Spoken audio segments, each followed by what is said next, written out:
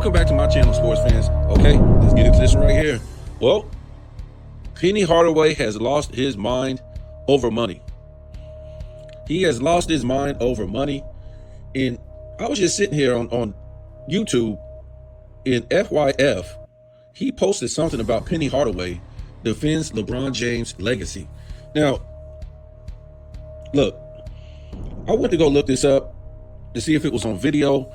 Nothing would come up. And actually, a couple of things did come up, but it really wasn't saying what it was, the title. Penny Hardaway actually bashing LeBron James. And then when I click on the video, it's something else. Whatever. So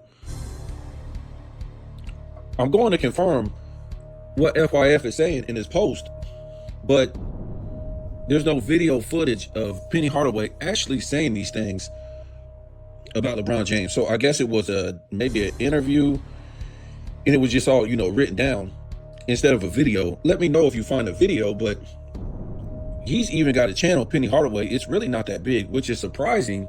I think he's only got like 13,000 subs. And he's been on there for like 6 years. So I don't know. That's kind of weird. In this age where people are paying for all these subs, I'm surprised he didn't do it. FYF, he probably paid for a lot of his subs in the first place. So I don't know what the deal is with that. And then I start reading what the post was, what FYF put. And I'm like, okay. But when I find the original post, I don't even know if this is original, if these are the original words that Penny Hardaway said, but it's all over social media. It's on Facebook, it's on Instagram, and it's really no video. It's just, I guess maybe he was getting interviewed and it wasn't no real video. It was just his words, which is weird. In these times, everything is like a video. But NBA on Clutch Points in Los Angeles, he has a totally different version. I wouldn't say totally different version, but they have the entire interview or the entire quote of Penny Hardaway saying this about LeBron James. I guess FYF just took a couple of things out of it and wrote down whatever he wanted to write down, but it's basically the same. So this is what he supposedly said, Penny Hardaway, about LeBron James. And I'm trying to tell you guys what, before I read this, it's kind of crazy because we see all these NBA players, they have to podcast, they have to say stupid stuff. And look, we know it's for the money. For some reason, these guys were supposed to make tens of millions of dollars and make all this money. Now they're broke. They don't have any money. I'm not going to say they don't have any money, but they have to get a job like you and me when they retire. And I'm talking, this was even before this, podcasting. These guys supposedly made tens of millions of dollars, but they have to go to work like you and me when they retire. I'm just saying, folks, it's for me to even say these things, it's more heartbreaking, because I couldn't even imagine, the public being told that I made tens of millions of dollars and then I retire and I have to go get a job. That would be more embarrassing than anything. You would think that people would be like at some point, but people are like real zombie sheepish, right? The people really don't ask no questions. But that you would think that would be kind of embarrassing, right? You supposedly made tens of millions, hundreds of millions, and then you got to go work just like everybody else after you retire. That's weird.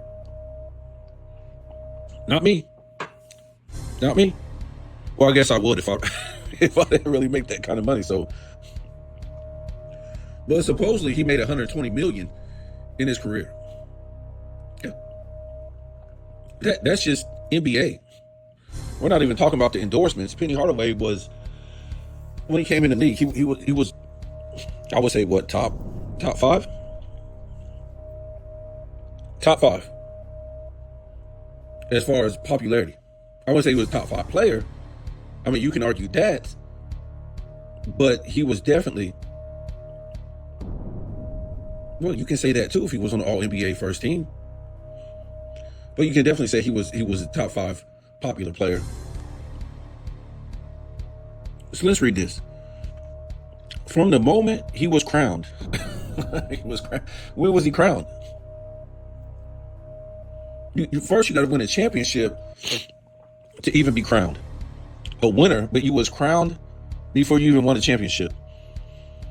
From the moment he was crowned, I just can't even believe Anthony Hardaway is saying this stuff. Or is this AI generated? This is weird. This is like something you were writing a kid's book or something.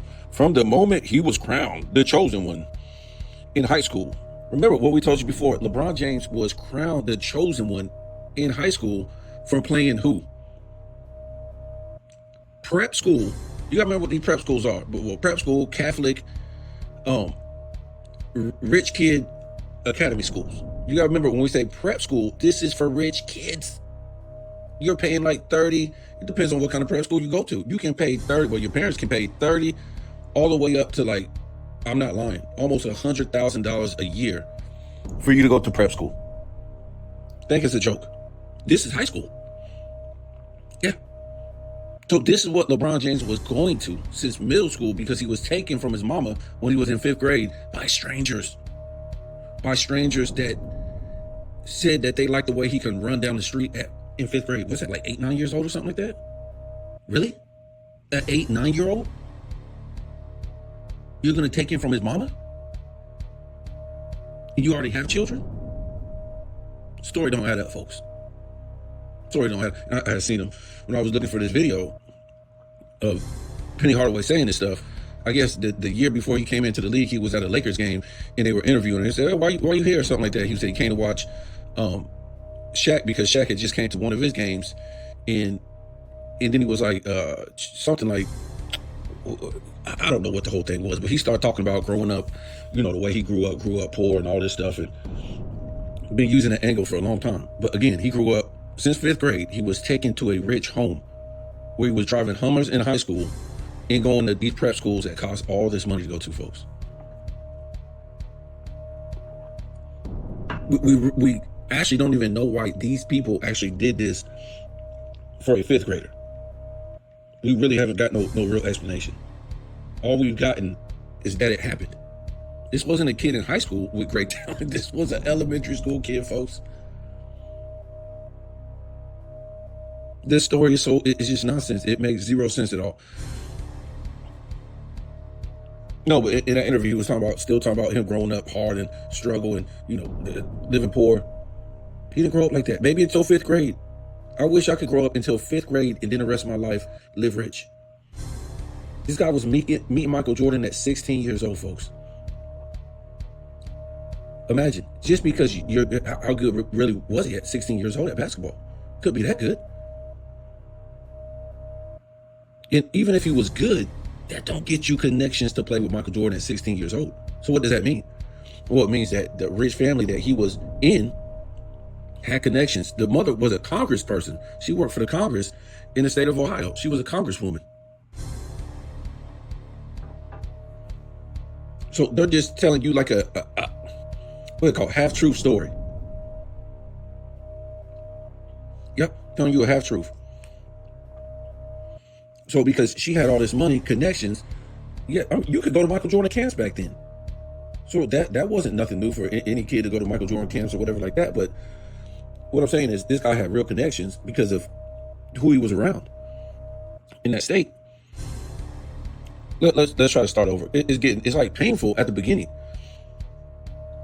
From the moment he was crowned the chosen one in high school, LeBron has been under the kind of microscope few athletes could survive. Oh, goodness. Yet over 2 decades later, he's still dominating, still breaking records, still carrying the weight of expectations, and still catching hate.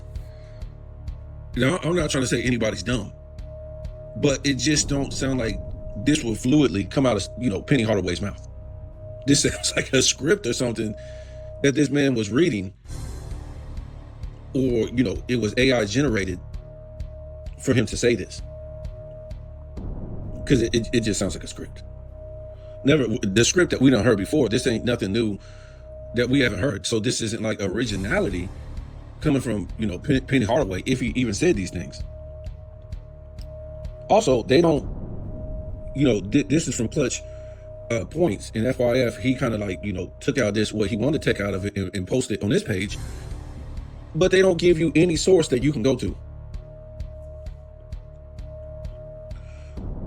For Penny Hardaway, the disrespects. For Penny Hardaway, the disrespect makes no sense. He's never cheated the game, never taken games off. What? He's done it all on the highest level, cared about his fans, and carried the crown since day one, Penny said. To him, LeBron's career isn't just something to admire, it's a blueprint for the next generation. Wow. Oh, goodness.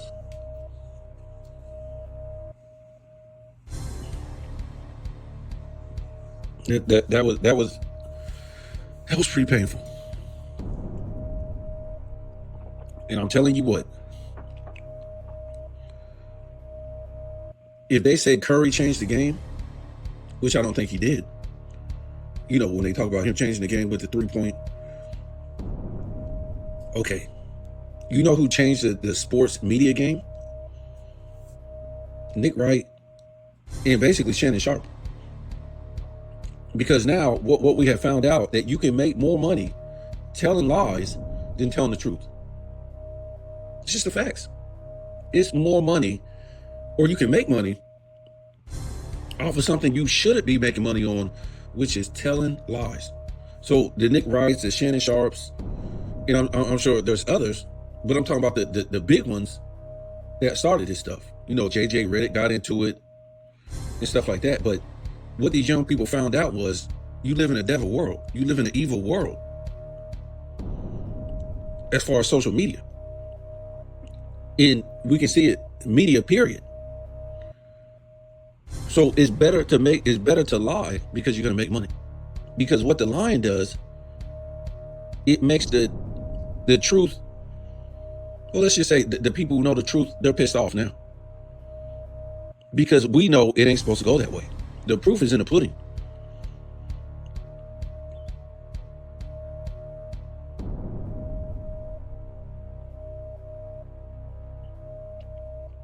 So I'm just saying, you got to look at it for what it is, folks. You can come up and you can try to be this truth teller all you want, but you're not going to make no money telling the truth. There's no money telling the truth, folks. You ain't going to make no money telling the truth. That's just the way it is in this era, because it's about clickbait, pissing people off, and doing it the wrong way. That's going to get you all the views. And we done seen it with all these fools. And you got to think right now that Clutch is basically paying off all these fools to say this stuff. I mean, they've been doing it for a long time, but see, this is why, you know, my channel don't get big, because, you know, once you start adding stuff up, a lot of this stuff doesn't make no sense, man. And I go back to the way LeBron James lost a lot of finals and choked it up, and when he was supposed to win. I'm just saying, man, a lot of that stuff is fishy, and we can put any kind of circumstances behind it, from him choking or, you know, players getting hurt. But I'm just trying to say, man, to me, it's a lot of gambling involved. They won't never tell you that stuff. It's a lot of money, to me, that was involved in this choking and losing that we'll never find out about. Because this guy was never supposed to lose with these super teams. Never was he supposed to lose. Never. Never supposed to lose in 2009, 2010. I'm trying to tell you, folks. I don't even gamble, but I know gambling is big now, and I know people are addicted to gambling. I'm just saying, it's just, we'll never know none of this stuff, but you just can't even imagine what kind of money was being tossed around and who was behind some of this stuff and its failures. That's all I'm going to say. I ain't got no proof of this stuff, but every time you start to puzzle, you know, put the pieces of the puzzle together, or just think about some of this stuff doesn't make sense. And then we look at 22 years later, this guy is still being crowned. This guy is still being touted for losing, for choking, for melting down by the media. And we're not just talking about little liars like FYF. We're talking about the media in general. How this guy was allowed to build a sports agency and all this stuff. I mean, I'm trying to tell you, man. I'm just saying, how is this guy protected like this and touted like this by the media for choking down, losing, all this stuff on the highest level? And not even, to most NBA fans, don't even do anything on a high level as far as skills. Can't give you no paint work. Can't shoot the midi. Can't shoot the three. Not a high level passer like Magic or John Stockton or Jason Kidd or none of these guys. They just always want to tell you what this guy is, but when you look on the court, there's no evidence. We done seen they made the game weak. I'm just saying, folks, it's kind of weird with all these guys losing and failing, and then they're always in the past from the beginning touting this guy as this and that. They're gonna win this. They're gonna win that. They're gonna win this, and they lose, or they barely win. I'm just saying, man. Whatever. I can think what y'all want to think. And then you always had these, to me, fluke injuries with his players. Oh, Dwayne Wade got hurt in this game. Kyrie got hurt in this game. Love got hurt in this game. It's just all these guys getting hurt. I'm just trying to tell you, there's money involved. Even when gambling wasn't legal, people was doing this stuff. And trust me, he wasn't never in no race to catch Michael Jordan. All this was trash. Just think about his first finals. You get destroyed 4-1. What? I mean, not 4-1, 4-0. Wow. And you melt down like you do. That's just crazy. I mean, so it says going into the league, and let's go back to this one. For Penny Hardaway, the disrespect makes no sense. And then they're quoting him. He's never cheated a game. What? You never cheated a game? You just built all these super teams. Even when you was in Cleveland the first time, you went and got all these players who could be number 2. So your 3 through 10 guys could be number 2s on any starting 5. You never cheated a game. And to me, 2009, 2010, you losing, to me, that's kind of cheating the game. Because you weren't supposed to lose. You were supposed to win. You were supposed to carry on a legacy of all-time greats and do what you had to do to get in the finals to face Kobe. So you cheated the game. You cheated your fans. And then you left and you built a super team in Miami. And then you left again, build a super team. Then 2021, you build a super team. You let Unklutch Sports pay out people to destroy past great players. Their legacy. That's not cheating the game. You basically got all these NBA fans, past and present, fighting each other. And now you got past NBA players jumping in and saying, oh, let me try to make some money on this. Let me get a podcast.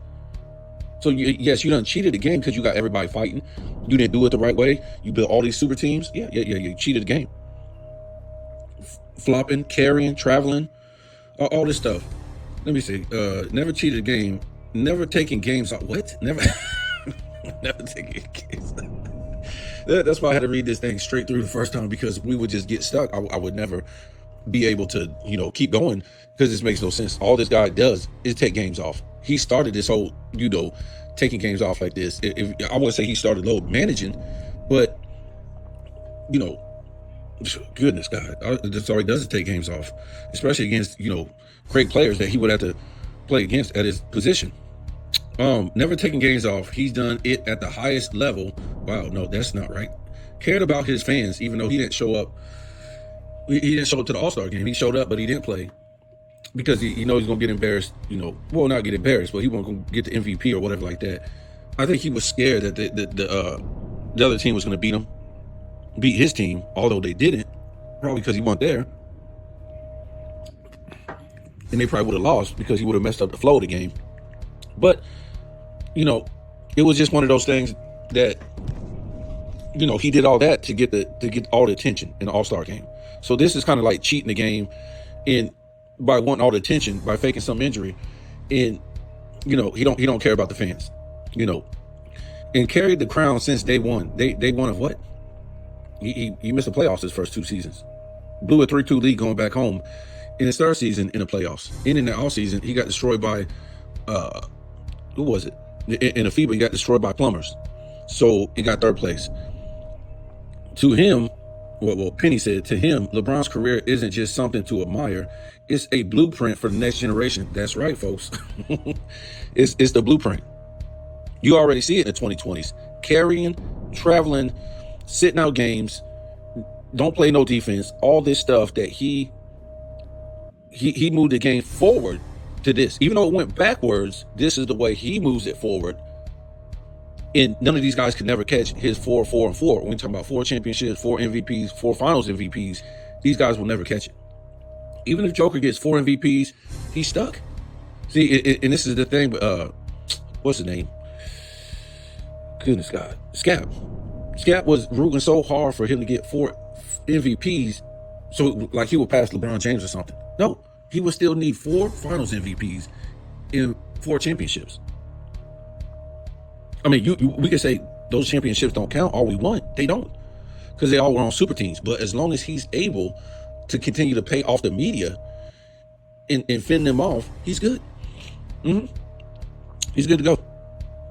So Joker's like in year 10. Let's see how long he's going to be able to play. I mean, this guy's going back to Serbia, playing basketball in the offseason, coming back to the NBA and playing. Let's see how long he's going to play, because he's not in like athletic tip-top condition. I mean, we don't never see him break down or nothing like that, but he's not like skinny or nothing like that. He's a pretty big dude. He's almost 300 pounds. So who knows how long he's going to play. And he's not going to be winning no more championship, folks. He's just not, because this is the way the NBA has made it. They don't want him winning another championship. They want it to be another team, another player. Who knows? It'll probably be Anthony Edwards this year. I don't know. And then they can start making this comparison. Yeah, you know, he won his in year 5. Michael Jordan, it took him 7 years. Yeah. Okay. And then now they can start putting him as the face of the NBA because he won 1. And plus he's, you know, American. Or at least by his generation, he's American. They won't tell us what his mama is. His father is West Indian. So he's, you know, Anthony Edwards, first generation American. So yeah, it won't surprise me if Anthony, you know, the Timberwolves won it this year, and that's it. So to me, Joker, if he does win another championship, it'll be like far away, maybe in 2 seasons, but that's only 2 championships, folks. Still won't have no statistical titles. That little reign for him, I think it's over. Remember when he won a championship? We never seen nothing like this. Led the league in this, led the playoffs in this, led the greatest player of all time. That's what they were saying. Next year, I think they were beating the second round. This year, what was it, beating the second round or something like that? So it's over. Yes, they're going to promote him as a, you know, one of the, even he's still number 1 in the league. He's still the greatest player in the league today, as far as the 2020s. What does that mean?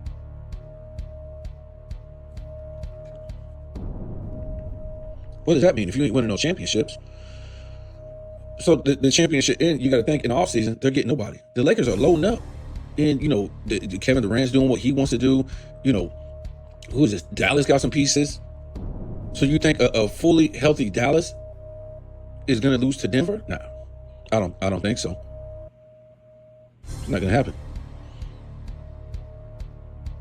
So yeah, what I'm saying is that is the blueprint for the next generation.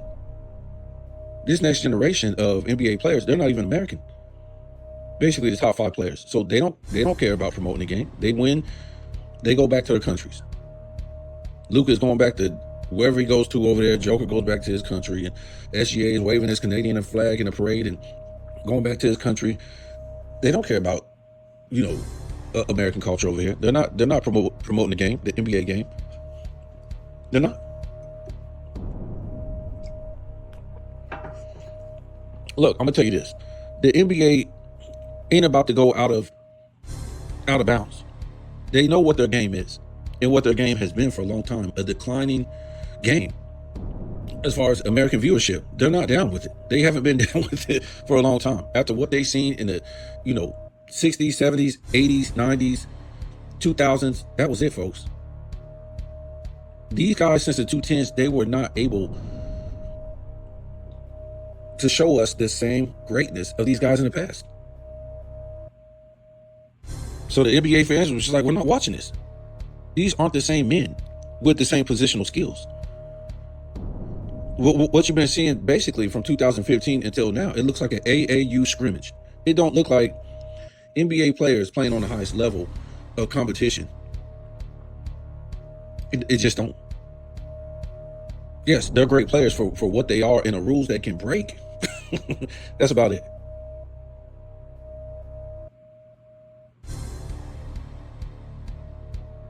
The guys are wearing purses and, they're podcasting. They don't care about the game. So what I'm trying to say is the NBA knows where they are in the decline of the NBA. So they're just trying to get the money that they can get all over the world. So it's no coincidence that they basically made it to where these international players are where they are. We was doing a video the other day. We're looking at Joker. He didn't even make an all-star until his 5th season in the league, folks. What was it like? He didn't make the, I want to say he didn't make the, what was it? He didn't make the playoffs until his 4th season in the NBA or something like that. Which is crazy. And then the same thing with SGA. He just pops out of nowhere. He does make the playoffs his first 2 seasons, and then the next 2 seasons, guess what? Oh no, the next 3 seasons he don't even make it at all. And it was like for him, his first 4 seasons, he didn't make All NBA or an All-Star.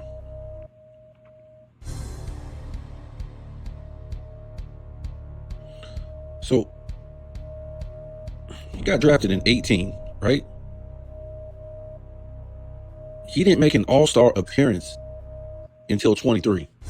So he had 19, 20, 21, 22. So he had 4 years to make an all-star appearance and didn't.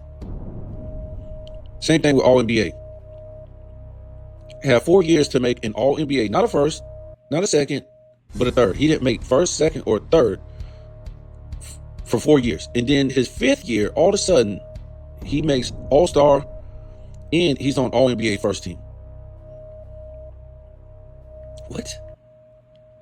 It doesn't make no sense to me. There's no progression. Like he could have been an All-NBA third team, at least his 3rd year, in All-Star his 2nd year. No, he wasn't on nothing until his 5th season, folks. That's it. It sounds like, a dominant player to me.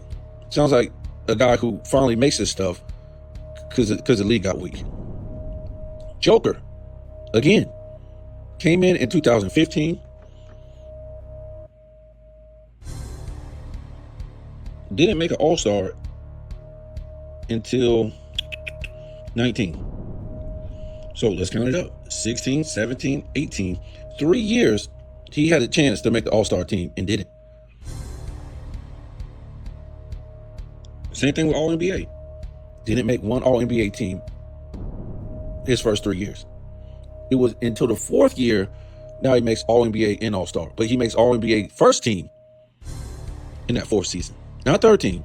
First team all of a sudden. It doesn't make any sense. And we went over this with other all-time great players, the Michael Jordans, the David Robinsons, the Kareems, the Hakeems, the Jerry West, all this. These guys at least were making All-Star the 1st or 2nd season. And some of them made All-NBA the 2nd season. But these guys right here, but let me get to my point. So the NBA is just letting all this nonsense happen because they know where their money is. They don't really care about past players. And the stuff like this. Clutch Sports paying people off. And, the Nick Wrights, the Shannon Sharps, the NBA they're all responsible for this stuff because whatever is being said on ESPN or Fox Sports, it has to go through the NBA. Don't just think that these people get up on a panel and they say, oh, we're going to just say this because, I work for ESPN. No, folks. These guys got script writers, editors, bosses, everything. So Nick Wright ain't allowed to say what he wants to say. He's scripted to say what he wants to say. Shannon Sharp, all these people is scripted. See, people don't understand what TV is. They They think these people just get up here and say this stuff. But all this stuff that Nick Wright says, Shannon Sharp, all these fools, goes through the NBA.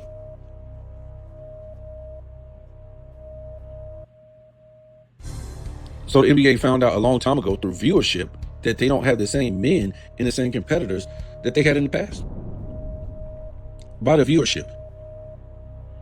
And remember, your men are going to change according to the era and pop culture. Yep.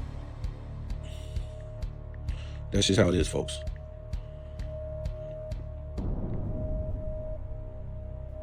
I don't even know if we finished the rest of this. Going into the league and actually doing what people said you were going to do. What did he do?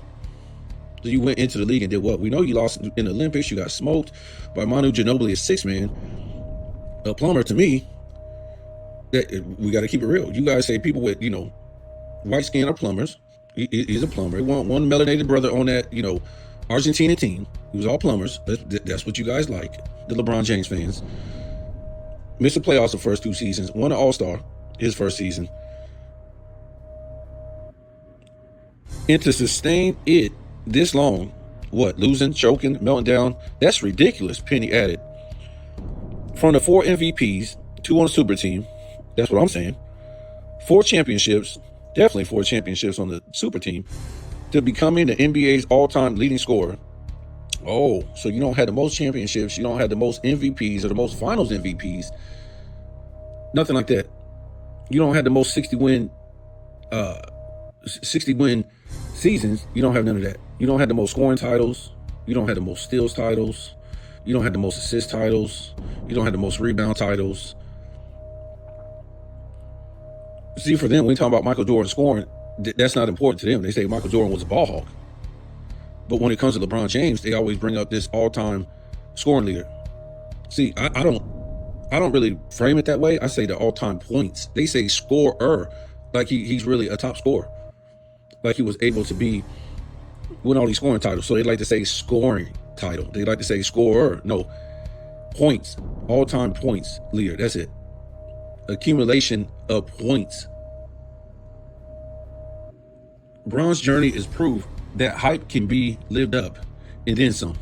It's definitely then some, because it's basically all hype. So Penny Hardaway, if he even said this, is desperate for money. I'm trying to tell you, these guys don't have the money.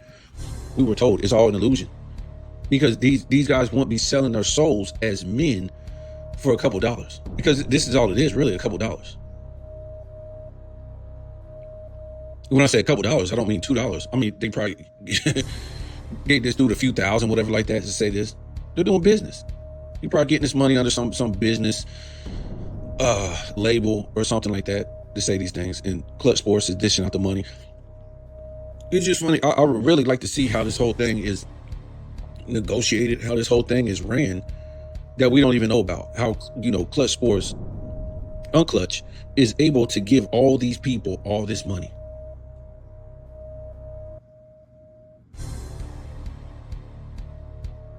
That would be incredible if somebody really could come out with this and tell us how it works. I mean, maybe I could look it up and stuff like this, but how, them being on a payroll, if not, some of them not being on a payroll, how do you just gave this dude this money? I mean, is it out there for us to see? It's a payment. It's doing business. That would be something somebody should come out with, because when I looked it up one day, I said, what did I say? Something about people on Clutch Sports payroll, and they just came out with the athletes, and that's about it. They didn't come out with Nick Wright, even though we found out Nick Wright is on the payroll. They didn't even say Shannon Sharp. And sometimes I pressed in analyst. They won't do it. They did like regular people work for them, administration staff or something like that. But we know Clutch Points work for them. And if I'm not mistaken, I thought Bleacher Report was kind of like affiliated with Clutch Sports. Let me look it up.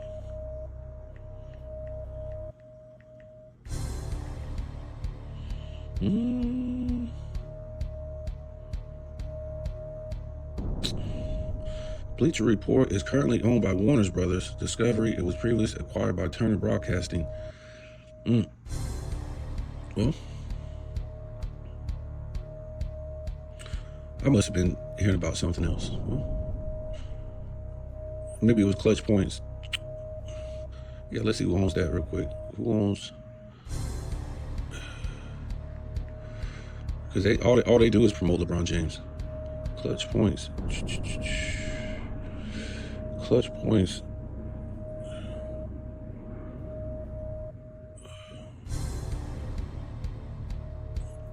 Was found?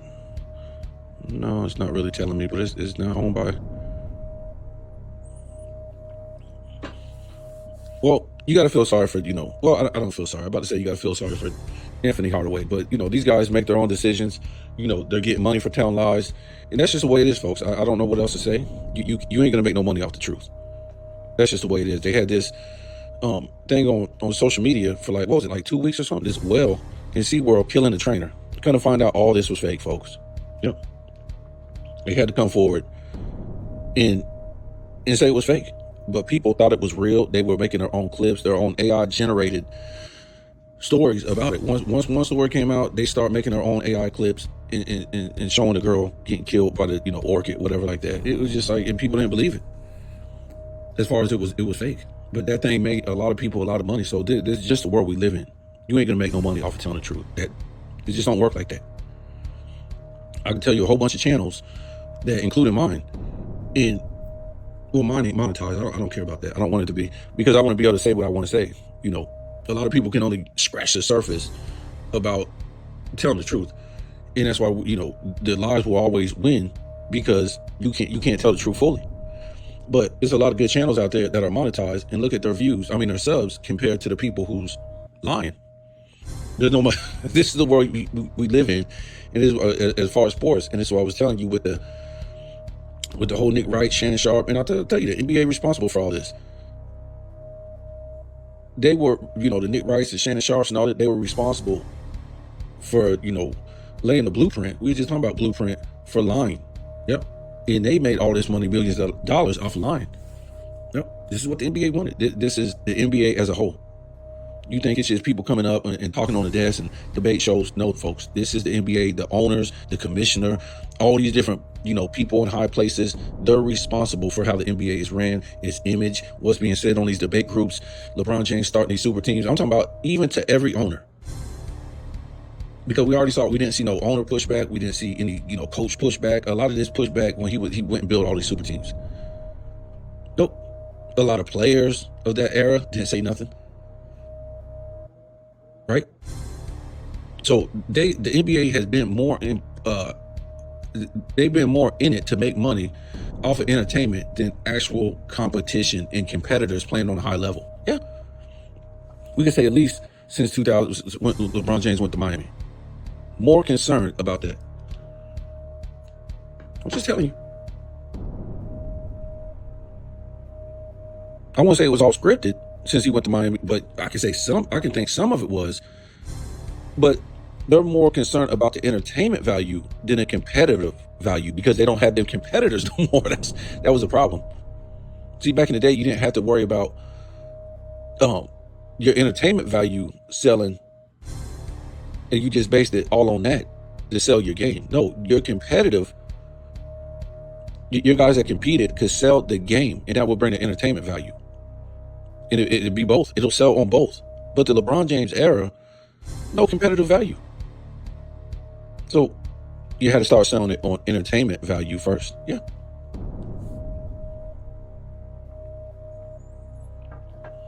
Bryant, and one guy's certainly envious of the way Bryant's played lately, LeBron James. I scratch my head every time I hear the name Kobe Bryant right now, and I try to get a dictionary and try to find a word that what he's doing right now, and I'm just lost for words. He's amazing. I've been quoted saying that he's definitely the best player in our league. To me, in my eyes, the best scorer in our league, and it's unbelievable. I don't know if it's not another guy in this league that can accomplish some of the things that he's doing right now. Well, in Cleveland this past week. So let me ask both of you. Kobe, you start. Tell me how you see LeBron's game developing after just going up against him this week. He's an incredible player. I think, his size and, his mesh with his quickness and his leaping ability, his passing ability, his shooting ability. I think he's a tremendous all-around player. LeBron, how's Kobe doing these days? Well, like I've been quoted in the past, and I will continue to be quoted, I think he's the best player in our league right now. What he's able to do offensively and defensively is, I mean, it's unbelievable. And I look up to a guy like Kobe Bryant just because of what he's able to do every night he goes out on the basketball court. So once again, I'm quoted again saying that Kobe Bryant is the best player in our league. You know when you win in that one-on-one Lebron.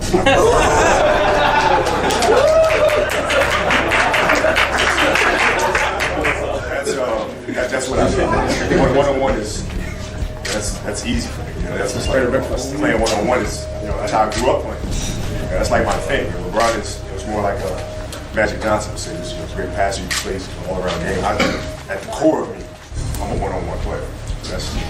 I do that in the sleep.